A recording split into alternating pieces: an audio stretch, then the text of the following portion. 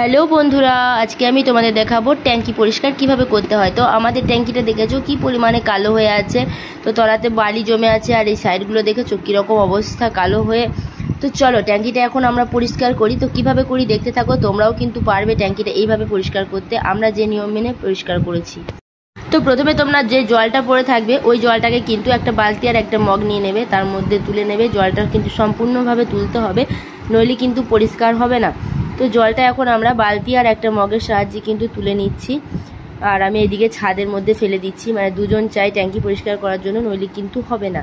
আর এদিকে দেখো আমার বোনকে ঢুকিয়ে দিয়েছি ট্যাঙ্কির ভিতরে। ও এখন একটা ন্যাকড়া নিয়ে জলগুলোকে একদম সম্পূর্ণভাবে মুছে নিয়েছে। তারপর একটা পাউডার, আয়রন তোলার পাউডার কিন্তু বুলিয়ে দিয়েছে ট্যাঙ্কির পাশে। তারপর বাইরে বেরিয়ে চলে এসেছি। কিছুক্ষণ পর দেখো ট্যাঙ্কিটা পরিষ্কার করে নিয়েছি সম্পূর্ণরূপে। কত সুন্দর পরিষ্কার হয়েছে, তবে পাউডারটা একটু কম থাকার কারণে, আর একটু পাউডার হলে পরিষ্কারভাবে উঠে যেত, তো পাউডারটা যেহেতু কম ছিল ওই কারণে একটু হালকা ছোপ রয়ে গেছে। তো যাই হোক, তোমাদের যদি ভালো লাগে এরকমভাবে তোমরাও করতে পারবে ট্যাঙ্কি পরিষ্কার। তো আজকের মতো ভিডিওটা এইটুকুই। ভালো লাগলে প্লিজ লাইক কমেন্ট শেয়ার করো। টাটা।